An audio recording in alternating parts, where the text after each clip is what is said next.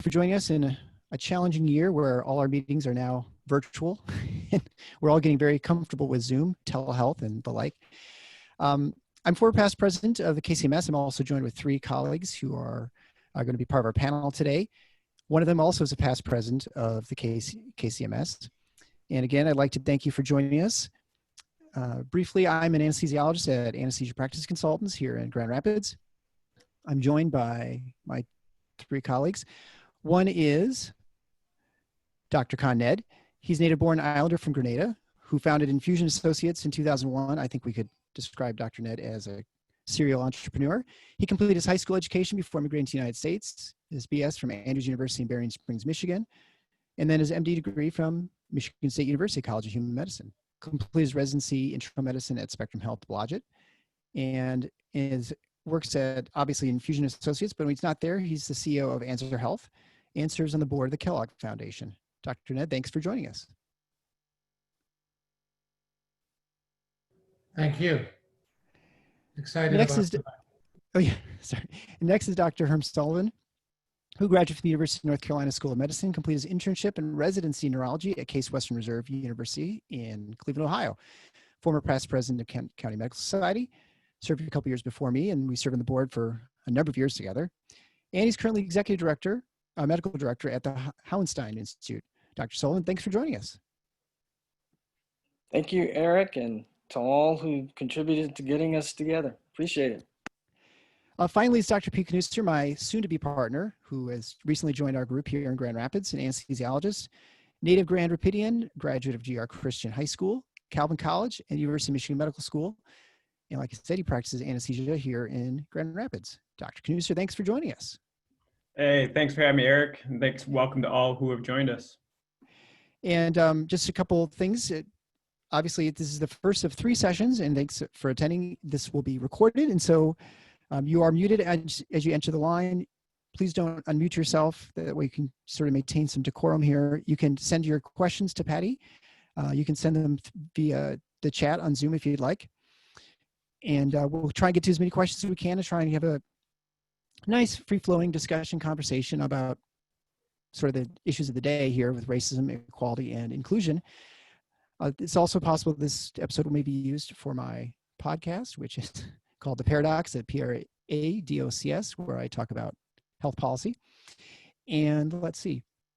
I think the first thing we'll do is Dr. Knoester had a nice video, an interview he did, and we're going to play that to sort of set the tone for what we're discussing today. So we'll see if the technology works for us here.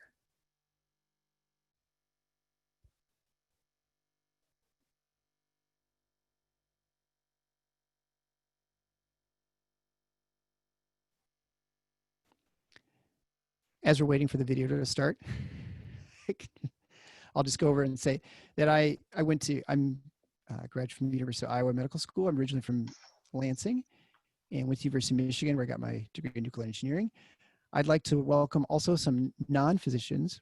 Well, one non-physician is going to be joining, is Jack Dillon, but we also are graced with the presence of Senator Bison, who is a state senator here from the Kalamazoo area.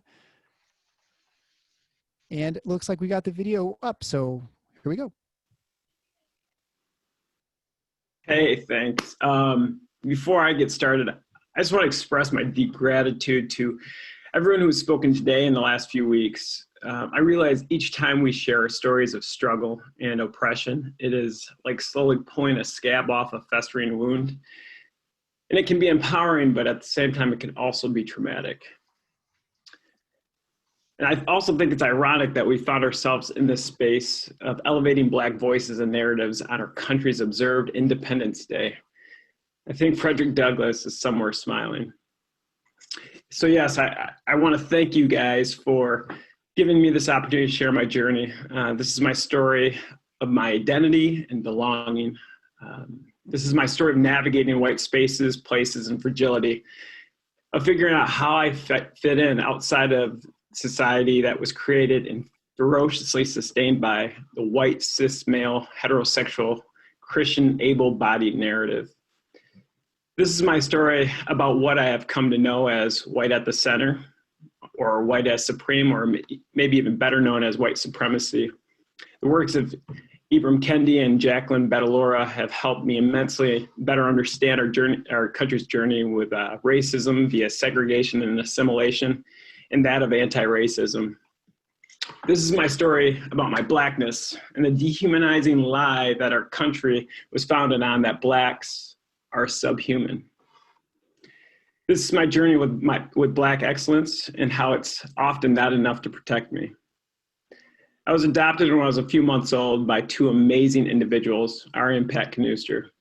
As white folk in the 70s, they were already well on their way developing their own racial consciousness and exercising anti-racist muscles.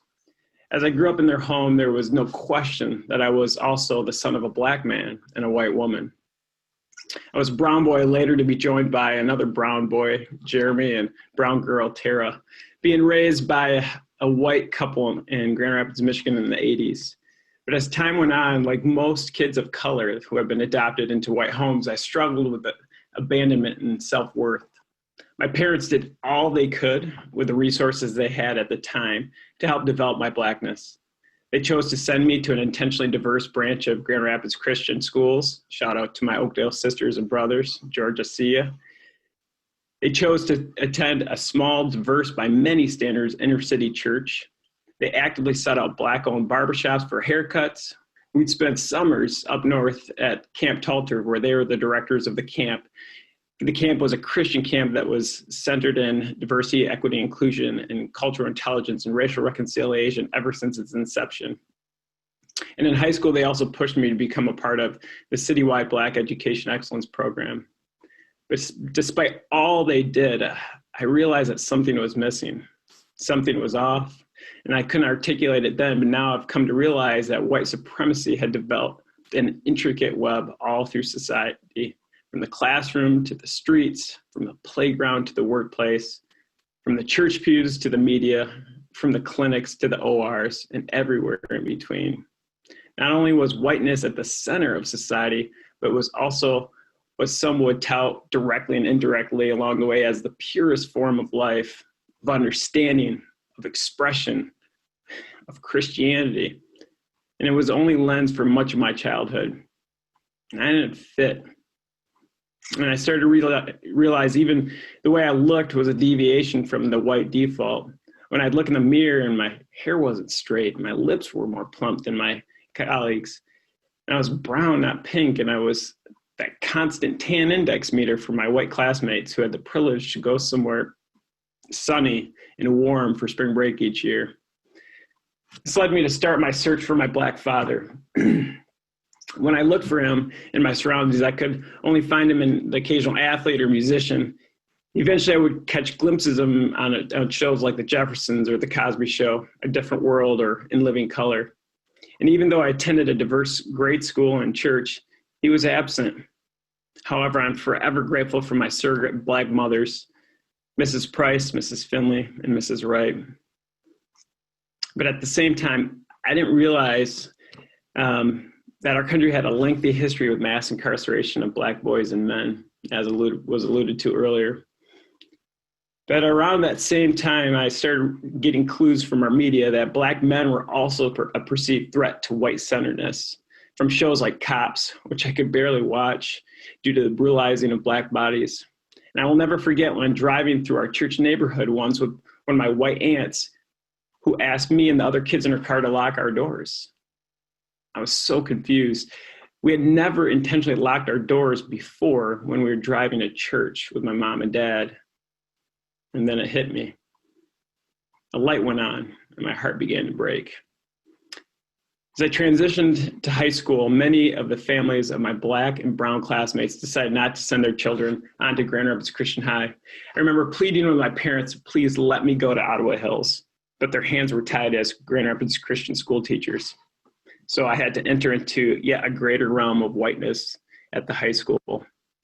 During high school, it became apparent to me that I did not fit most of my white classmates' assumptions and stereotypes of Blackness. Their education came from the portrayal of Blacks in the media and their parents' quote unquote colorblindness. So I tried my best to fit in to their expectations of being a phenomenal athlete and be able to cut it up on the dance floor every now and then. At that time, I also started to become a chameleon, able to shape shift no matter what cultural environment I was in order to meet people where they're at. And then eventually I would lose myself along the way. A couple years after Rodney King and the LA riots, I was pulled over on my bike by an East Grand Rapids police officer while riding home from a friend's house at night. As I was crossing the street, he cut me off with a squad car and asked me, did the bike belong to me? And where did I live? Through a trembling voice, I told him I lived around the corner and he could follow me home if he wanted. I almost lost control of my bladder then as the images of the LAPD officers brutalizing Rodney's body came racing back into my mind. That was a seismic shift in my awakening to my blackness. I was no longer this cute brown boy. I was a threat. The new identity would be reinforced time and again over the years. Like dads wouldn't acknowledge me when I come to pick up their daughters on a date. One went so far to even remind me that there are Christians who believe that the Bible does not condone intermixing of races. Another confirmation that just maybe I was a mistake, an abomination. Going forward, I would try my best to blend in, hone my chameleon skills, and almost become invisible. And I learned quickly that the best way to do this was to strive for excellence in all that I did. The vehicle of excellence led me to play soccer in a predominantly white Christian college where I would eventually captain our squad, be handed multiple all-conference awards, and ultimately crowned the Arthur Ashe Junior Sports Scholar Award. I was also able to excel in the classroom, but realized that the Black narrative was almost non-existent in the curriculum of the college. Socially, there was little room for Blackness outside of the few of African students. And all in all, I'm grateful for my undergrad experience, but it did little to develop and celebrate and encourage my Blackness. And I was desperately ready for a change. I went on to further my education at the University of Michigan, and for the first time in my life, I felt like I belonged. People from all walks of life were coming together to pursue a common goal, and everyone was valued. Differences were celebrated on a daily basis through the various student groups, through our diverse faculty members, and our patients that we cared for. It was a slice of heaven. It was a hopeful reminder of what it looks like and feels like to be a part of an institution that honors the humanity in all people. After finishing up residency at the University of Wisconsin and having a few kids along the way, my wife and I realized that we needed to move closer to family back in Michigan. And I landed a job in Holland, which I didn't know much about, but I naively assumed that it had progressed as far as Grand Rapids had in my 8-year absence. I couldn't have been more wrong. Red warning lights started flashing the first day walking the halls of the Christian school as we brought our kids in for kindergarten. It was a sea of white, smiling faces, and not an adult or kid of color could be found. At our 6-month check-in with the principal of how were we doing, I had to be honest. We were not well. Everything wasn't okay. We craved and we desired a more diverse, inclusive, and equitable, Christ-centered educational experience than what the school could provide. What allowed us to remain in Holland was that we connected with a core city church that had been moving the diversity, equity, and inclusion needle since the 90s. Through the support of that community and a band of Black brothers, we did our best to be a part of a change that we wanted to see, not just in our children's school, but throughout the community. But during this time, I was also reminded of my status as a threat. When several times I was stopped and asked for my ID at the hospital in which I worked at. Or the time that when my wife was driving our car with her Black husband in the passenger seat, an officer came and pulled her over and came to my window and asked for my ID. And after finding a clean record, he returned to the car and accused me of not wearing my seatbelt that was resting under my hoodie.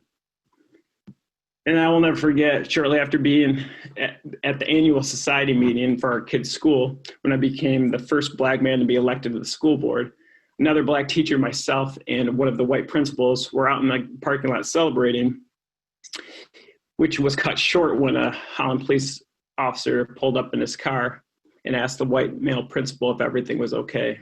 Again, flashbacks to LA and Ferguson. Again, a reminder that my shield of Black excellence wasn't enough. I could have been Philando, Michael, George, or Eric. Ultimately, it became apparent that the combined force of the streams of segregation and assimilation were too strong. Between the openly bigoted campaign and election of our current president, and after sitting at a school board for a year, helping lead an intense deep dive into the school community's cultural intelligence, I realized that white supremacy, Christianity in North America, and patriotism were intimately linked, and fear of the other was a strong adhesive. School is not a safe place at the time for Black, Indigenous, or people of color.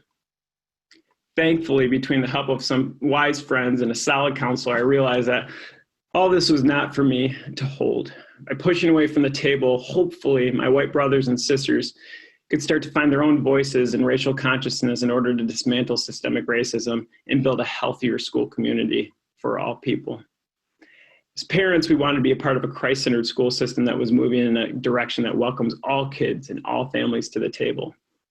Our boys are now at Grand Rapids Christian High, full circle, and our daughter just finished 5th grade at Livingstone's Academy. Both schools are firmly committed in diversity, equity, and inclusion. For those of you who are wondering, I have been reunited with my white mother and Black father. So much of the white and Black narrative in our country comes alive on a whole nother level, going through their narratives and their stories, but that's for another webinar. So in closing, I realize that everyone is in the process of waking up to, as Austin Channing Brown puts it, becoming a better human being to other human beings. Societal and systemic, institutional and individual transformation is a slow burn. Ultimately, not everyone will join in. Some will remain asleep in their privilege and also fight to maintain it. Others may be slightly awakened to the collective cry of the other for justice, only to fall back asleep over the next few weeks and months. We are all at different points in this journey, which is why it is so important that this whole process is bathed in grace. As my good friend, Dr. Reverend Denise Kingdom Greer often would remind me, in order to see the change and the growth and the transformation that we've been able to accomplish, all we need to do is turn around and look back over the last couple of years to see where we've come from. Some of us have traveled light years in the last couple of years, and some are just starting the journey. But let me be clear, no matter where we are, we must continue to each do our part to dismantle and break open this inherited system of white supremacy, whether we've been birthed into it as the oppressor or the oppressed. And I look forward to being able to look back collectively at our progress in the next couple of years. Thank you. Well, thanks for that, that statement, Dr. Knoester. It's always tough also to watch yourself on TV, so you did great. That's sometimes the hardest part. I'd like to move on to another origin story here. Why don't we go with Dr. Sullivan? Why don't you just tell a little bit about yourself and your experiences? Sure. Thank you, Eric. And Peter, thank you for sharing your story. I was born and raised in eastern North Carolina in a town called Wilson. It's a big tobacco town. It's about an hour east of Raleigh. I literally was born and raised in Klan country. And so when I was in Kalamazoo and I told people I was moving to Grand Rapids, some of my dear close friends looked at me and said, well, you know, Grand Rapids is much more conservative than Kalamazoo, wink, wink, wink. And I said, well, no problem, because I was born and raised in Wilson. I'm prepared for this. But I'm the son of a physician who went to Howard University and Hampton Institute. It's Hampton University now. I am the grandson of a Black Presbyterian minister. I am the great-grandson of a slave. And my great-grandfather, Frank Leitner, was the son of the slave master, Leitner. We don't know a whole lot about Leitner, but we do know that he was the father. And he had a liking to Frank for whatever reason. And during the Civil War, which he fought in, he actually took Frank with him, kind of as a valet. And my grandfather actually nursed him to health after he was injured and brought him back to South Carolina. And shortly thereafter, was a freed man, was given a plot of land, which was really quite not actually navigable. It's full of rocks, but nonetheless, he had 9 children, and all 9 children not only learned how to read and write, they all went to college. They all graduated from college, that first generation after slavery. And it was the predominantly Black schools that educated my forebears. So I've inherited that notion that education is the great equalizer. And I know that I've benefited from many of the sacrifices that they made. One of the reasons I went to the University of North Carolina was because I wanted to close the circle. My father was raised in North Carolina, born in South Carolina, but raised in North Carolina. And he could not go to the University of North Carolina because they weren't letting Blacks matriculate. And when I came along in the spring of 81, as I was beginning to apply for medical school, I got accepted to North Carolina. And at the time, my father was by then well established as a practicing physician and was well respected. He was the first Black physician on the board of medical examiners in North Carolina. He was also on the Morehead, he was part of the Morehead Scholarship Committee, which would hand out the most illustrious scholarships, in this case to the medical school, but also to other parts of the school. Suffice it to say, I didn't get the scholarship because there was a conflict of interest, but I wasn't really in the running. But I thought it would be a poignant statement that a circle had been closed, that there had been some progress, that I could attend the University of North Carolina if I had the credentials. What also played into it is that it cost me $800 a semester, but that's a whole different story. It's just the benefits of being a Carolinian by birthright. And little did I know that my first year in med school was Michael Jordan's freshman year. That didn't play into it at all. But I come from a mixture of races. I mean, if I was born in Louisiana and I had a French last name, I'd be considered a French Creole. So I usually explain myself as kind of a Carolina Creole because I have African and obviously the Irish, the old Sullivan Irish, and a little bit of Meherrin Native American. And oftentimes people don't know what I am. And I've been able to observe things over the years that maybe others might not always see. I've seen on a number of occasions the mask removed, the makeup taken off. I'm talking about white people, and pulling me into their circle and revealing things and saying things to me that they probably would never have said if they knew I was a person of color. So I have a certain understanding that that kind of purview has never gone away. I was born in North Carolina, but I went to college in Cambridge, Massachusetts. I did my residency in Cleveland. I was in Palo Alto for a number of years. And the one thing I have concluded is no matter where you go in this country, they are there. They may have different accents, but what I mean by that, I mean certain racist views are there no matter where. And this is part of our country. And we're at a point today where I think we either make this turn and go down the road of really perfecting our union, really operating and surgically removing this congenital scar called racism, or the experiment will fail. And I have optimism that we're going to get there.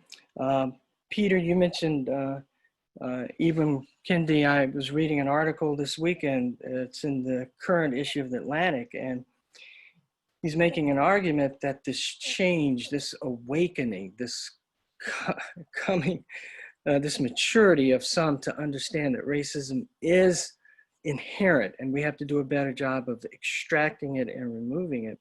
He says this actually started several years ago, and he cites some numbers, some survey numbers that indicate that the culmination of this, was what happened this past summer, but the change had actually started. And I know I'm not supposed to wade into politics. I won't go too deep into politics, but he feels this change started with the election of the current president, that some of the actions that happened had a poisoning effect and an eye-opening effect on many. And so I think what's happened, I agree with him, I think what's happened over the past several months is that despite me being so affected by these sequential deaths of Black men and Black women at the hands of police officers, whereas normally we all know that probably would not happen to the majority people, I think a certain number of our dear white citizens are affected the same way. I think they are understanding that there has been a tendency to dehumanize people of color in order to live with the ugliness of our systems. And I think we're at a point where we can move in a quantum leap, or we can continue this kind of putzing around, 2 steps forward, 1 step back, 2 steps forward, 1 step back. The disparities that we're seeing, these healthcare disparities, are interconnected with social factors, socioeconomic factors. And until we address that piece, I think we'll continue to see these disparities. I think the COVID infection is just an amalgam of these disparities. It's kind of like the perfect storm in terms of increasing the infectivity rate, having predisposing factors that make it difficult to withstand the infection, having lack of access to good medical care over the long term. I think all of these things have conflated to give the numbers that we see. But I'm very, very optimistic and positive that people have joined in for the discussion today, that people do understand that we have a responsibility. We've been given a huge responsibility to show the world that despite differences, there's something common to us as human beings. And if we don't essentially worship that dignity and correct these problems, this experiment will fail. This experiment will fail. And just to close, Peter, you mentioned Arthur Ashe, and something I remember he said a few weeks prior to his untimely death. Most of you probably know he died of HIV infection because he received a blood transfusion after heart surgery, developed the infection. And he was being interviewed by reporters, and he was asked, well, how do you really feel about being the first Black man to win Wimbledon and the US Open? The question that had been asked 100 times to him. And he kind of looked at the reporters and he said, I look back on it now, I only have a few days, a few weeks to live. And I consider a lot of that to be a royal waste of my time, to have to continually justify my humanity to the majority community. It just was a waste of my time. I wish I could have been hitting more top spins and back spins and doing the things that I really enjoy, instead of trying to define myself as a human being and justify myself as a human being when in fact I am. And that's how I'm viewing a lot of what's going on now. So thanks a lot. Finally, why don't we go to Dr. Nedd? Why don't you let your story?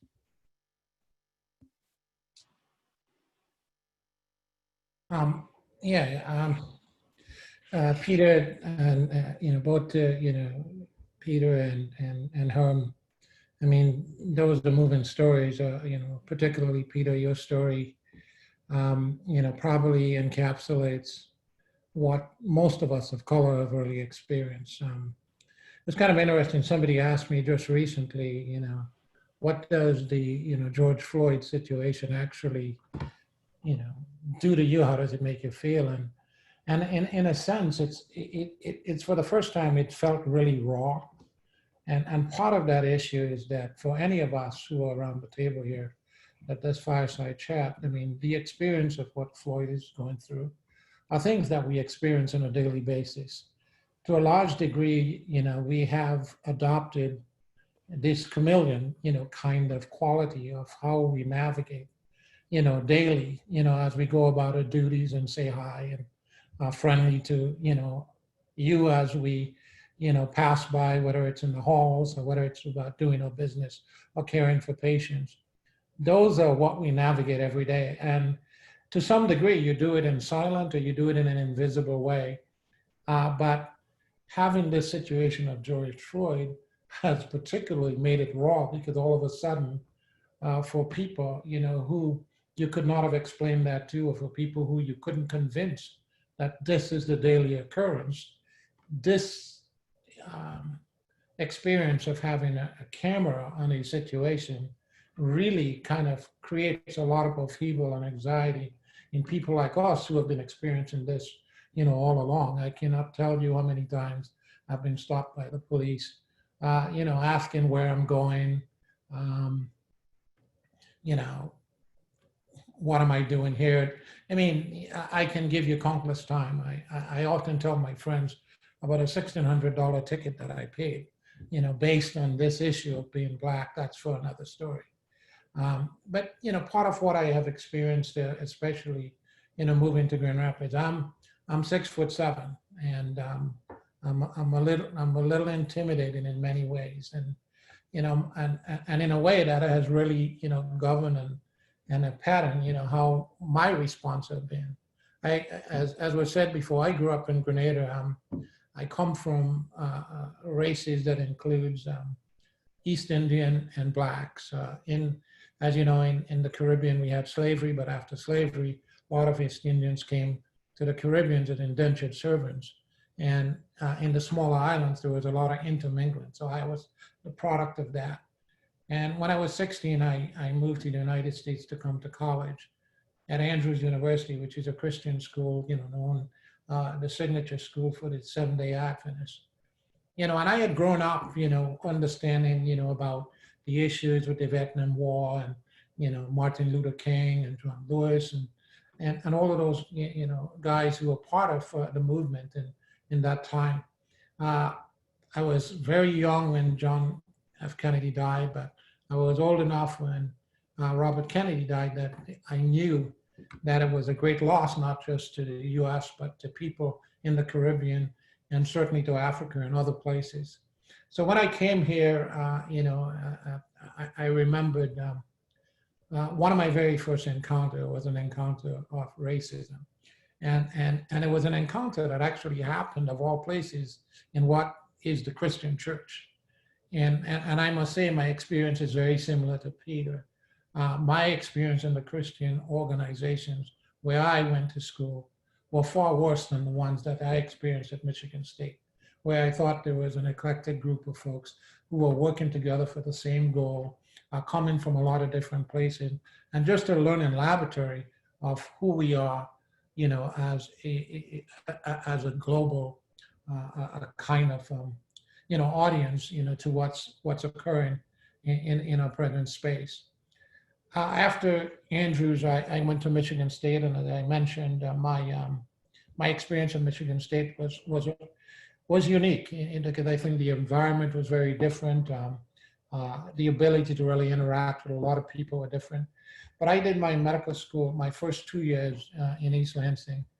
And my decision to come to Grand Rapids early, I didn't have any knowledge of Grand Rapids other than the fact that it was the largest, it was the largest area that Michigan State had, and probably the most popular one based on the education that were given, to young students. And at that time, we used to have to pull from a hat, our choices to where we go.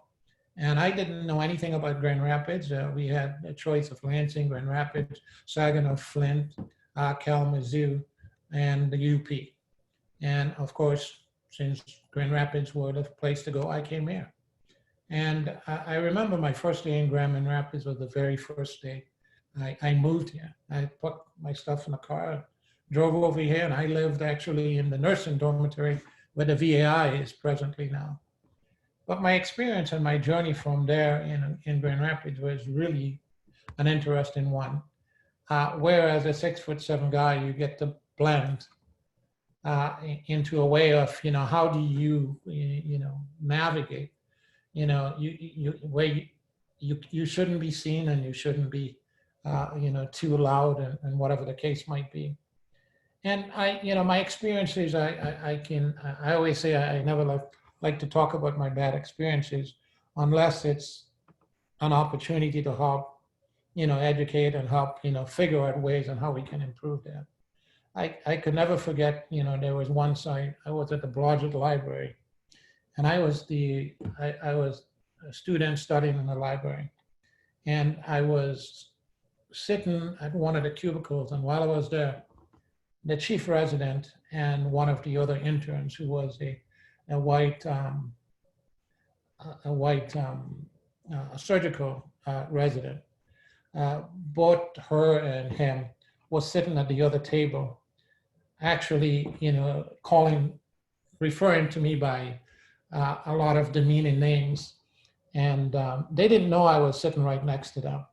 And that probably went on for about, 5-6 minutes. And they were joking about different things about it. And I was sitting there, because he was my chief resident, I was doing the stuff, I was doing the clerkship with him. And I was trying to decide, what is the best mode of action. And, I can feel my anxiety was rising. And I remember, that somewhere about 6 or 7 minutes of it, it felt like it was unbearable and I couldn't take anymore. So I literally stood up and I just walked by them. And they immediately stopped and were kind of surprised that I was actually sitting there. And I remember not saying anything, but I just needed to really stand and just made it stop. But I also knew that the consequence of this is that I had no alternative. I had to go back and be that, student that I was supposed to be. And I can still remember when they had to write up about my experience. Needless to say, it was hardly positive. But throughout, the encounter, I remember, maybe one of my most devastating time for myself. And I think I was mentioning to Pete, not too long ago, that I remember when I graduated from a residency, I think I was the chief residency last year. I remember not getting a job. Nobody, all the other residents that were part of my class got jobs. Even residents that were behind me got jobs. And it was devastating, but it was kind of a unique situation for me because, I think that disappointment probably was the spark that really, helped me understand, the need, to navigate things a little differently. And it made, of all the disappointments in the world, I think it's the very thing that has created in me that spark to be an entrepreneur in terms of looking at different ways to do that. So, my experience mirrors a lot of what was said today. And what I'm hoping today is that this discussion that we're going to really move into, would really talk to this issue that, some of my friends who are on the other side listening to this, is to really understand that this is not a denial of your talents. This is not a denial of your humanity. This is not a denial of your person and your good intent. It's really an issue that we need to address because there are these systemic things that even though you may not be at the front end of driving it, because of the systemic racism that are entwined into the society, in the way we educate, in the way we deliver that education, even in the way that we communicate care. None of us are free of this until we, in a very intentional way, acknowledge that these biases are part of who we are. And unless we do something to address them in an intentional manner, it really doesn't change. So I'll let it go to Eric so you can direct the question to him. Great, thanks, Dr. Nedd. Just as a reminder, everyone is muted.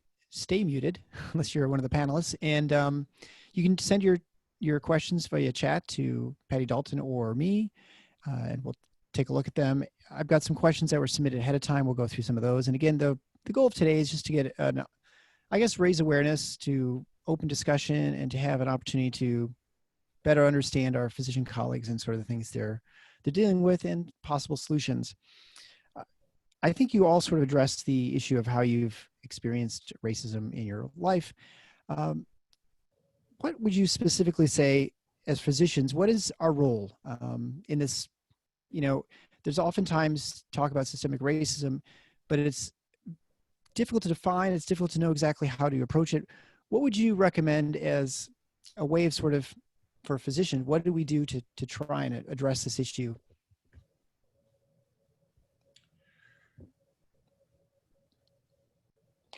Well, I don't know if you want to go alphabetically. I think whoever wants to jump in, just go right ahead. I think as physicians, we ought to act like physicians. We ought to diagnose the problem. We ought to look at the symptoms and say, this is the illness.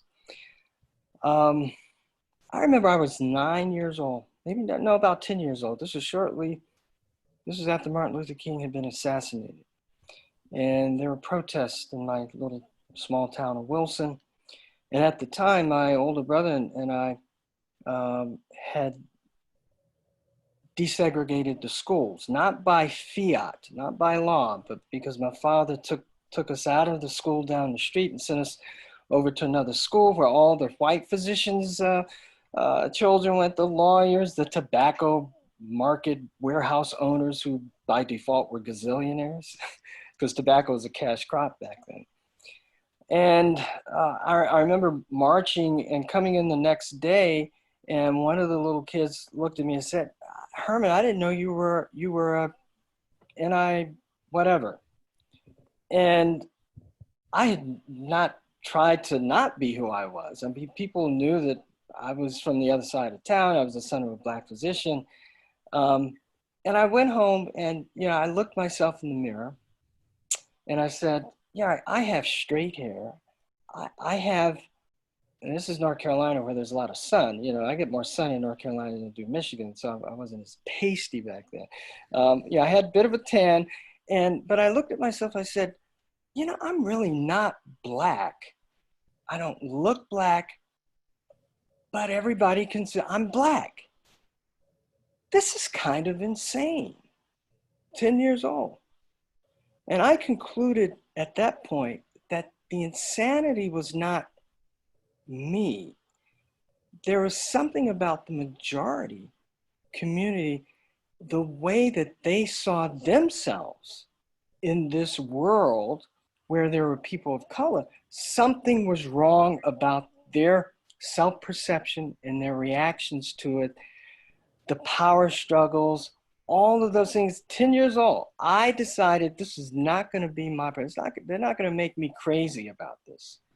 And so I think we as physicians have a responsibility to fight every little battle.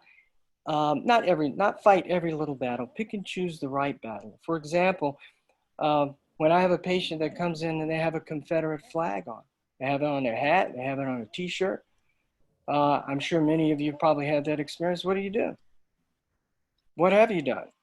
What I've done, I've summarily kicked them out of the office because the customer can sometimes be 120% wrong. So the little things like that can make a difference. And we are still perceived in our societies as venerable and knowledgeable, and we're admired. Our level of perceived ethical behavior is high. So we have a lot of capital that we can spend on trying to correct some of these deficiencies. Yeah, I will add to what you said, Herm, that,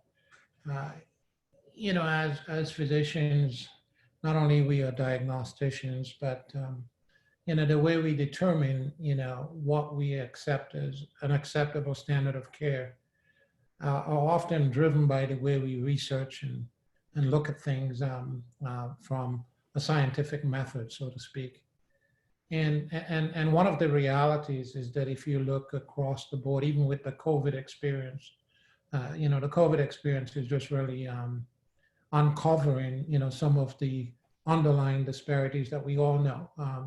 I can guarantee you that, if you happen to be African Americans or Latinx, your rate of diabetes is significantly higher than most. Your rate of kidney disease is about 320% higher than others if you look at the rate of kidney failure, those who get transplant. I mean, I can go down the line and say, almost from infant mortality all the way up to end of care situations, there is not a statistic that you will find where, people of color just don't do more poorly than others. And it's either we decide today that, from a DNA premise, that one protoplasm is inferior to the other, or we look at it in a very square and open way and say, why is that the case? And if that is the case, what do we want to do, to make sure that we address these issues? And many of those issues are, buried in this legacy of, how do you get to live in the zip code where you are? How did it happen, over the years? What's baked into it? What's baked into redlining? What's baked into the way, in the places where we have inhabit in cities all across America. And if we kind of get to really understand what are those factors, we'll understand, the issues around, why is asthma more prevalent, in African American population, and why do the outcomes is so much worse, why do the issue of diabetes, why do the way we interact with healthcare is so very different. And I've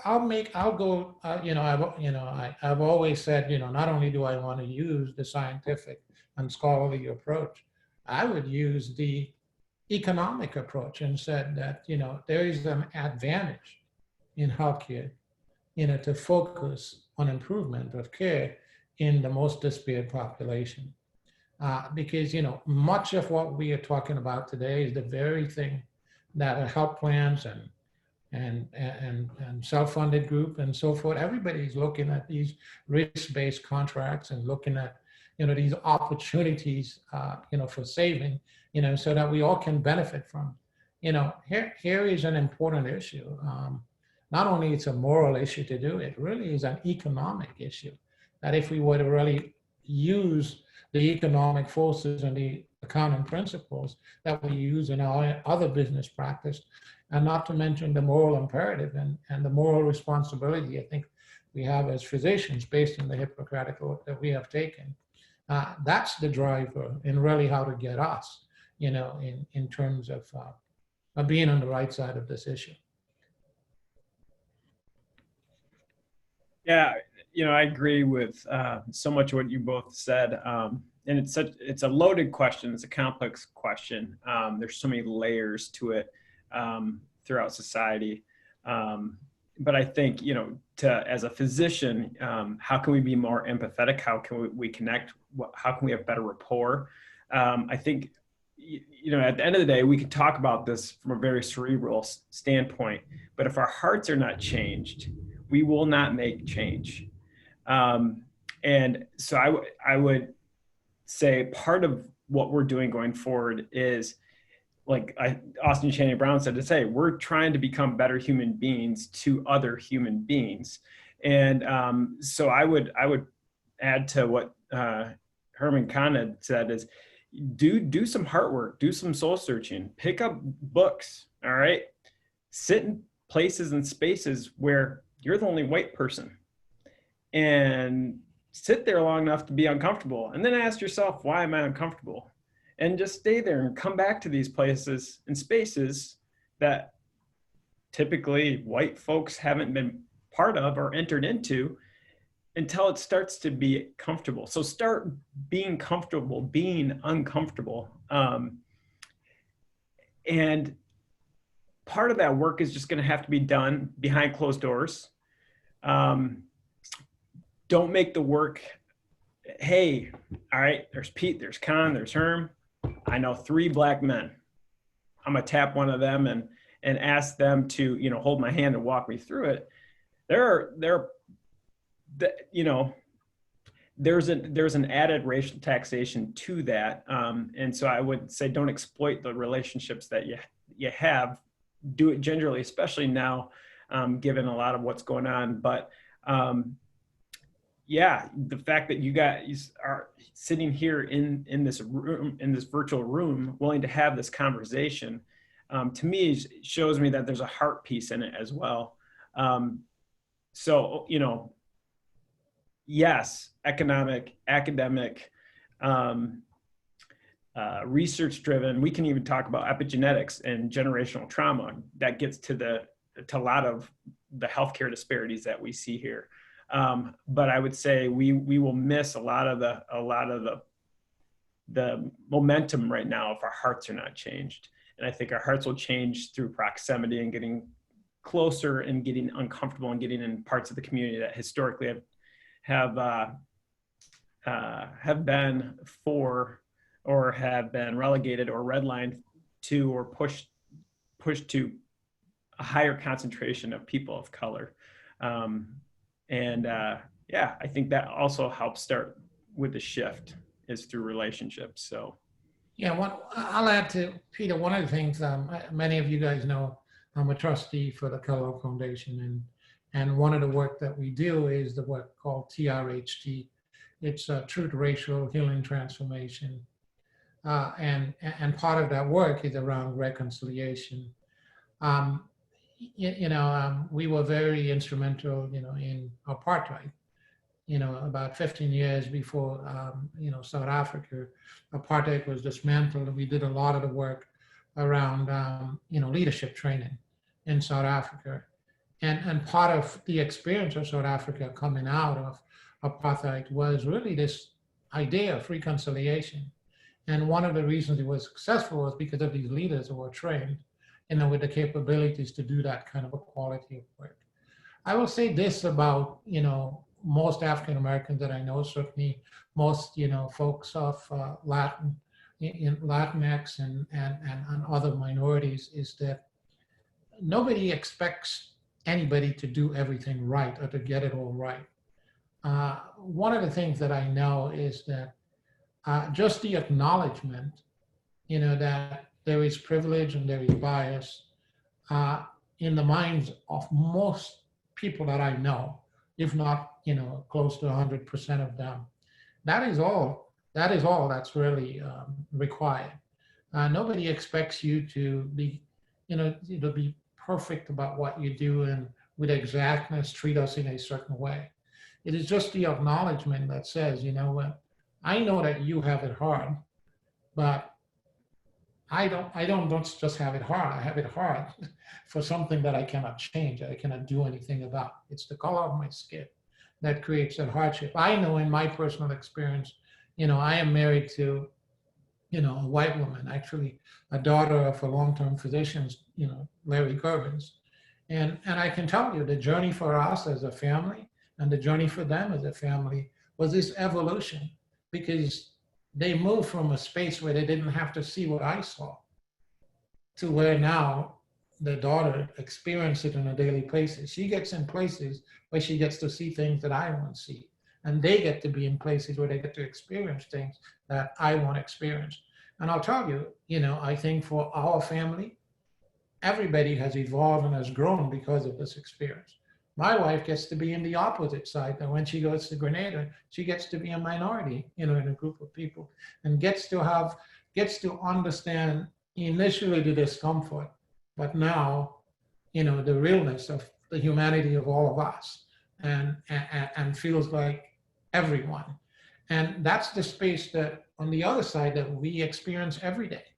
I experience in my business, I experience in it in many ways. I mean, I always say I have no problem dealing with the difficulties of business, but there are some difficulties that I have to deal with that is different than my competition, so to speak, because they don't have to navigate the issue because of the color of the skin, or they don't have to be cognizant of this issue constantly. My friend, Dr. David Williams, we went to school together, and he always talks a lot about this. He's about this influence and this power of stress, that you feel just on a daily basis and an impact on you as you try to navigate society. And one of the things that I am so, I just have found myself, really dedicated to these issues, because I'm determined to make sure that my kids doesn't have to experience what I did. And unfortunately, my kids, one of my sons, have had about 3, terrible experience with the police just because he was walking while black or driving while black. So, but I am optimistic, as, Dr. Sullivan, mentioned earlier, that I really believe that, in all of our hearts are a certain kindness, or else we wouldn't be in this profession that we are. I think we're just looking for the right keys and the right locks, to fit together so that we can really unlock what it is to be truly human and what it is, to enjoy the best of all of us. So Yeah. let me just follow up with a comment. One of the things that I've been dealing with, struggling with, or trying to understand is that moment, to use your example, Khan, when you did not get the job offer that you should have gotten or expected. If you trace that back and say, well, why didn't I? And you can come up with all kinds of notions, but if it comes down to because I'm a black man, if you then trace that back to why is it that the person who had the power and the control exercised that kind of decision-making using race as a factor? What is it?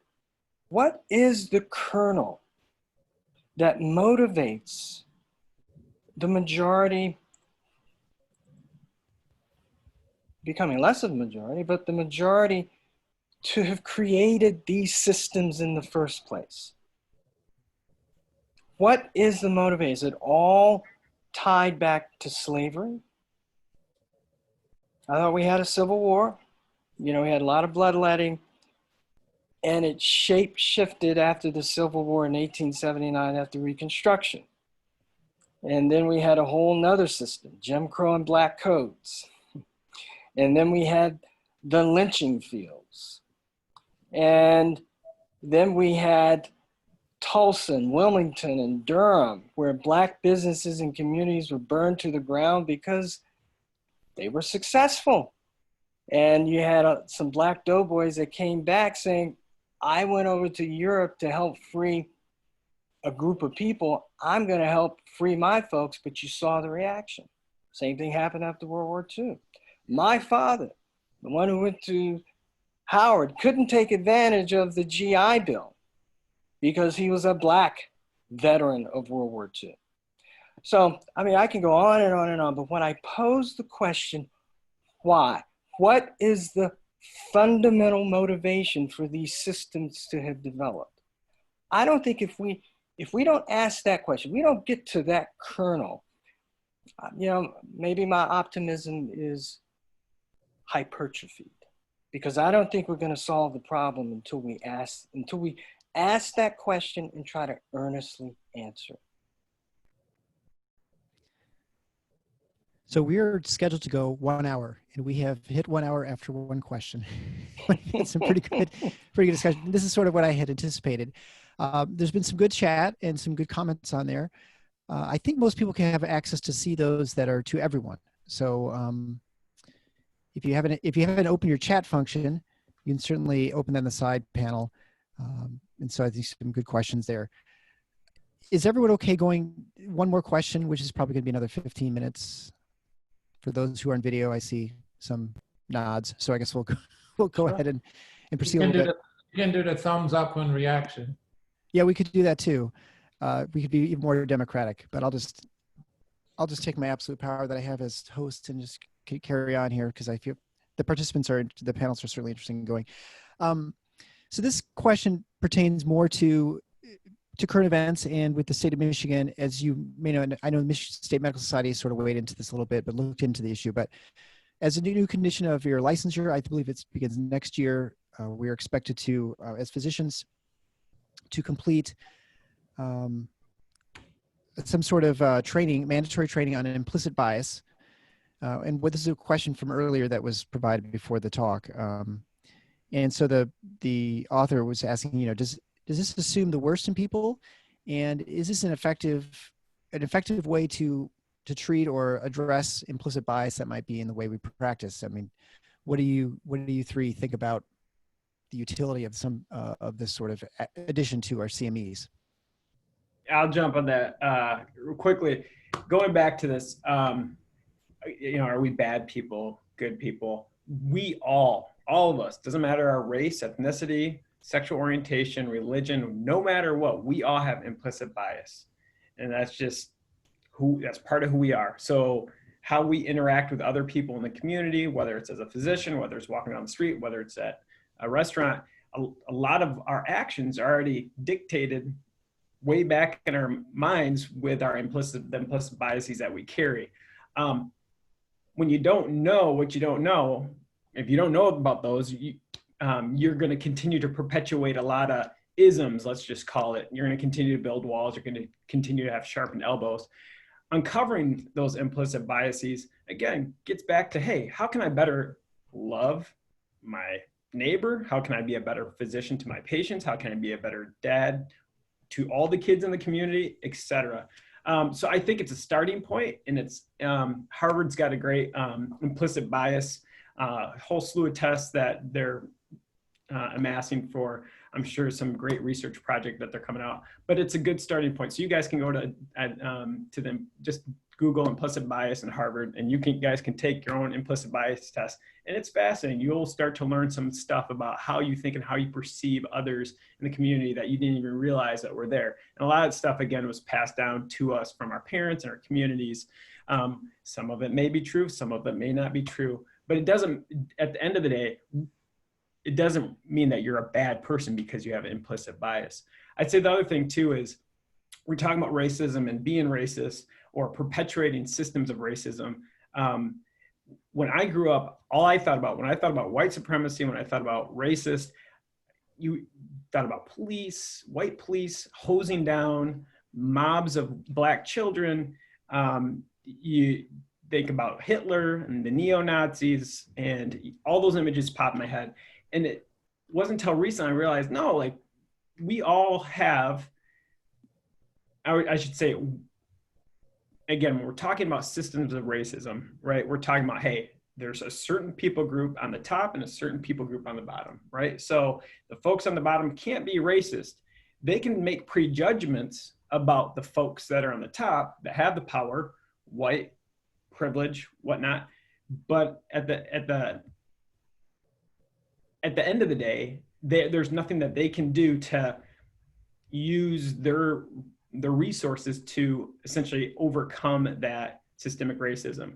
But again, people of color, they can be prejudiced just like everybody else. We can all make prejudgments. And again, those prejudgments, some of that has to do with just our own implicit bias. So I think implicit bias training is great. I don't think it's the end all be all. I think more diversity, equity, and inclusion education going forward for physicians, for residents, for med students, to have these conversations, to talk about why healthcare disparities even exist, right? We all learned about, certain people groups, especially seemed like everybody in their, every other disease we'd learned about in med school, being Black or African-American, that was an increased risk factor for having disease X.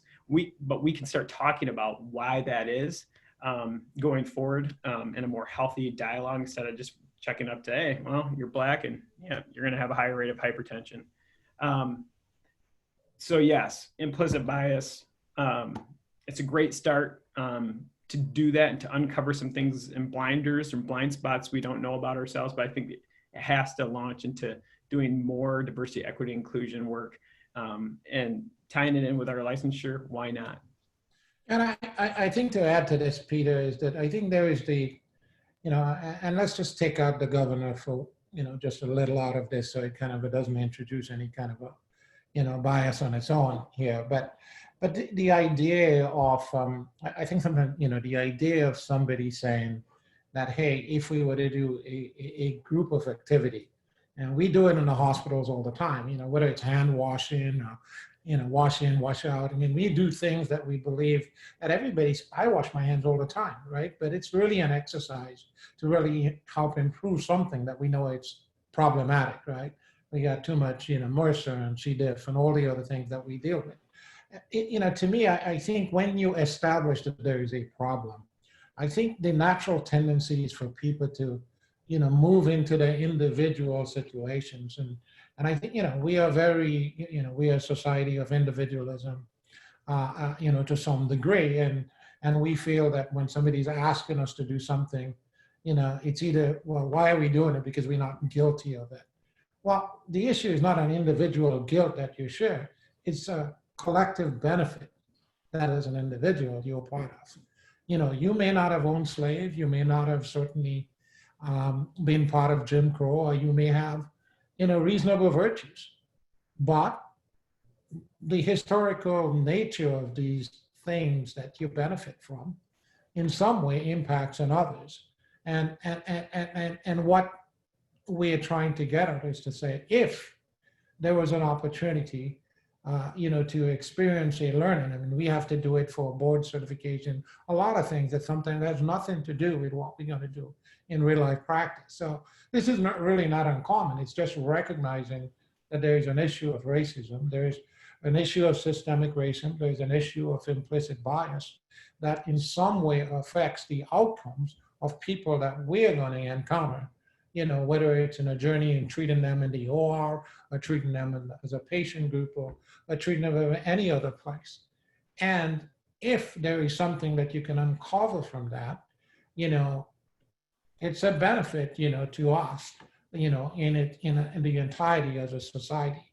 So I think rather than people, pegging themselves in the, well, I'm not going to individually wear a mask because blah, blah, blah. We know the answers to all of those things.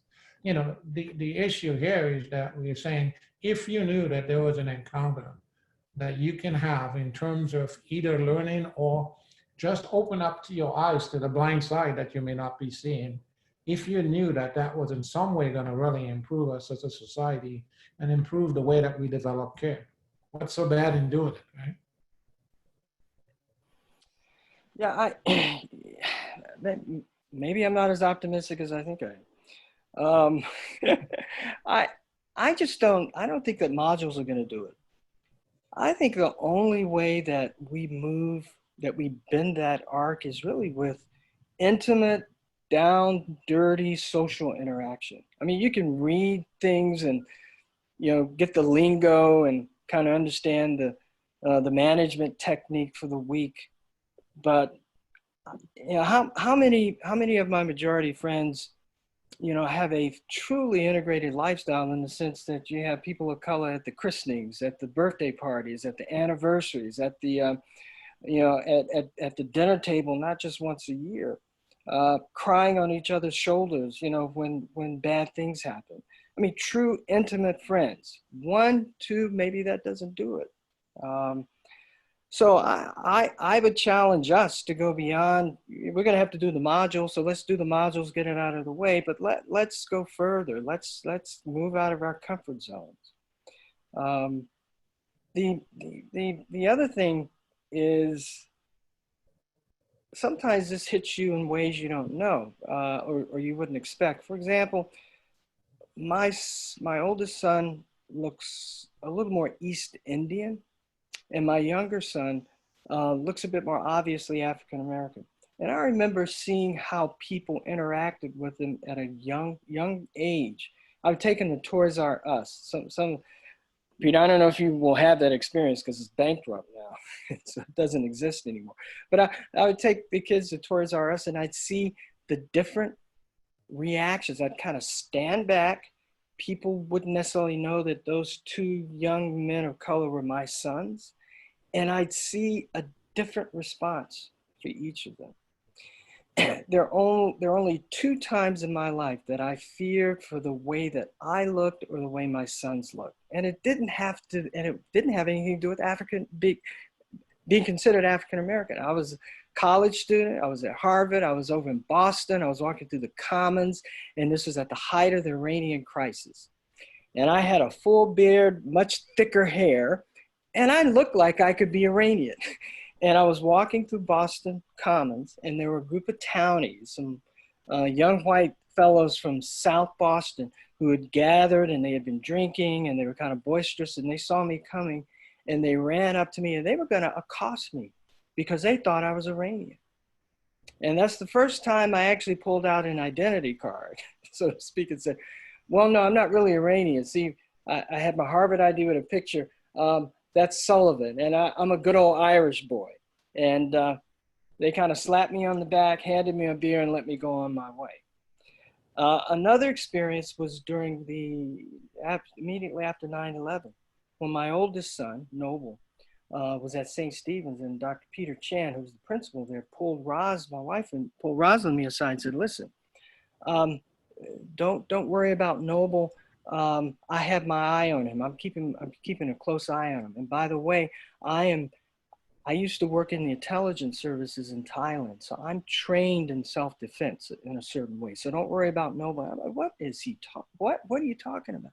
And what he was talking about was the fact that people were being threatened, and people were actually being killed because they looked like they were from the Middle East. Looked like they were from the Middle East. Remember the Sikh that was murdered because they thought he was Middle Eastern? What is the common theme? What's the kernel? What's the commonality to those experiences? That's what I tend to focus on, because I think that's where the sickness is. And that's where I think the treatment actually needs to be applied. It's to the actual disease. Well, I'd like to thank everybody for participating today, and for the Kent County Medical Foundation for helping fund this. We have 3 door prizes, although there aren't any doors here, I guess, but go to Dr. Jackson, Oxholm, and Duggan. So I'm not exactly sure how we work this out, Patty, but yeah, congratulations. Thanks for joining us. And this recording will be, I guess make this public at some point. There were so many questions that we really didn't have a chance to get to, so I apologize for that. So anyway, I don't know. We're going to have 2 more chats, and so I'm not sure the format. There's a possibility. I know the medical students are interested in having a discussion, also maybe some residents, and so, because I know Dr. Van Schagen had a question up there sort of relating to resident training. And so maybe we'll get to that too. Go ahead, Patty. I just want to say, for those of you who sent me questions privately, specifically to one speaker, I will go ahead and get that question answered and get that back to you confidentially. And those of you who won the door prizes, we'll find you. Mariana is really good at that. She'll find you, and we'll get that to you. Thank you for attending. Yeah. We can always deduct it from your dues. No, just kidding. Thanks again for everyone for attending, and have a great evening, and stay dry in the storm. Thanks, everyone. Good night. Thank you. No. Thank you.